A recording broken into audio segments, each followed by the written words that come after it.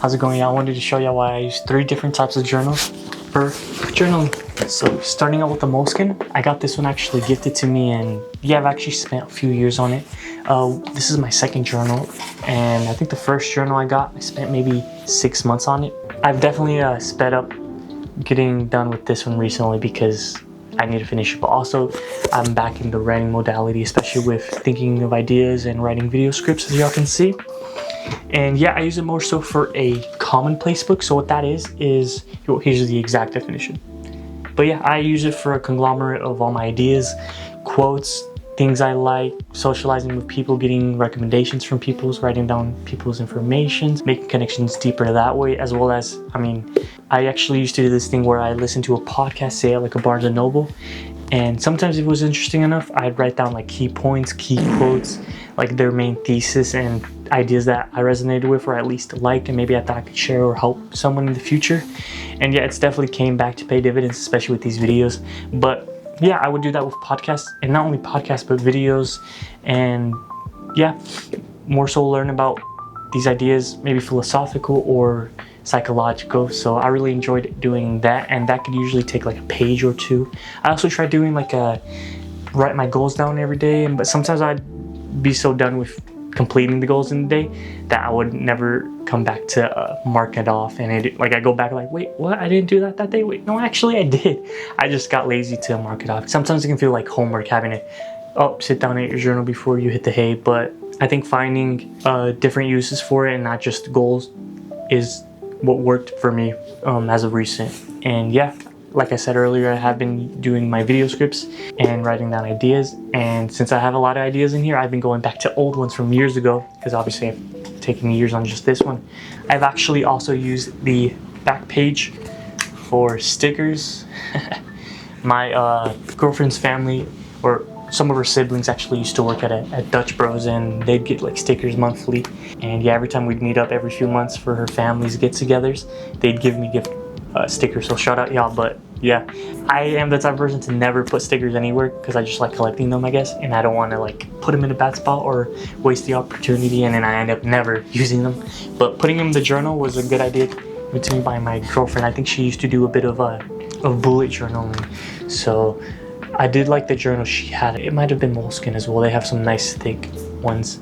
I will say though, I really want to try the Letchum, because I heard the quality is a bit nicer. I think it is a bit more expensive. Don't get me wrong, moleskin is very nice and it is still feel very smooth, but I think I gifted my friend one of those journals, and yeah, I really like the layout of it, and I like the dotted ones, and I think a bit more than like the lined journals. So yeah, moving on to my second journal. So this is a very nice one, as you can see, Japanese lettering. This is a 5-year journal. Yep, I had to look at it because I haven't used it in a minute. But yeah, I'll flip through a few pages for y'all. It'd be in each page you get the 5 years, and you have enough to jot down for that day. And then each year you'd come back, go through the book again, and then move on to the next section, right? Because it's 2026. I have not written in it since last year, as you can tell. But yeah, and there's also space on this side to draw or journal more ideas if you didn't have enough room, like for instance right here. I was pretty good about this for the most part, and then through the second half of the year, 2025, I kind of fell off. But it is a hobonichi, so it even comes with like a little stock paper to see the quality of it, which, I mean, if you already bought the journal, why would you need that? But it's still very thoughtful, and the packaging is very nice. I think I got this one on Amazon. I have gotten other hobonichi products, like for instance, like this, I think a techno cover. So this is a cover, and you can put journals inside of it. I need to get back into journaling because this is very exciting. Look how cool that is. I really want to get back into journaling more so I can come around to using this. I got some of those products on Jet Pens, so shout out Jet Pens. I've only ever bought from Jet Pens, I think, and I guess a little bit of Amazon with the 5-year journal. But yeah, I've had great experiences on Jet Pens, and Amazon. It's the same product, so there's really no difference. But I think on Jet Pens sometimes you get those exclusives, New Year, techno planners or covers or journals. So yeah, I have too many journals. I need to start journaling more. So thankfully, since starting up my YouTube again, it has been looking that way, so that sounds good. But yeah, I need to definitely get back to using this one. This one is definitely very nice quality, and it's fun every time I want to jot, or every time I want to recap my day. Open this nice satisfying box, slide this in, and it closes nice. Like, you feel that much more accomplished, right? I think with journal lovers, we feel more attached to the analog, like the physical, the actual touch of the paper, and it's that important, especially if it's like a product or something you're gonna have for maybe the rest of your life.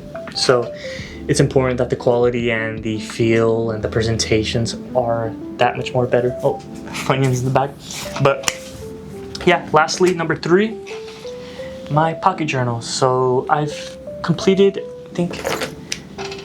I've completed this one. Let me see. Yeah, it's cool. It's like this waterproof paper, so it's very, very slippery. And since I use like ink pens, it definitely seems to smudge very, very easily, even after the fact sometimes. And I think I went to a trip to Colorado, so I got to put some stickers in there. It was very fun. I was journaling on like the train track. I think it was what was it? It was some type of train, but not just a normal type of train. But yeah, these only had, I don't know, maybe 50 pages, but definitely very easy to go through. And the wear and tear does seem to be coming along quite nice. And I think this came in a pack of 3. But before I went to my second one, I was gifted this one alongside that other journal. And yeah, I lost it for a little bit, but thankfully my mom found it in the garage. But I was devastated when I lost it, because this also had years of stuff. And yeah, a lot of working out stuff. I tend to write out my sets and my reps and my weight, and coming and just throwing this in my gym bag and coming to it every week is pretty nice, because then I don't have to pull out my phone if I don't want to be on my phone. And yeah, getting to write down my sets feels very much more connected to the experience of just working out. But yeah, being able to jot down ideas even on the go is very cool. I have tended to be carrying this one as of recently. It is like an open notepad type of design, and I do like because it can lay flat. The paper isn't the most smooth, but maybe that's for the good, because then it doesn't smear as much. Although I have had smearing almost on like every page, but that one I do like because it fits nicely in here. Boom. And it doesn't take up that much more room, so very, very fun. So yeah, that's why I used 3 different types of journals, and yeah, I hope you guys enjoyed. This is Reversing Local Entropy. Pablo, peace out, guys. Good rest of your weekend. Bye-bye.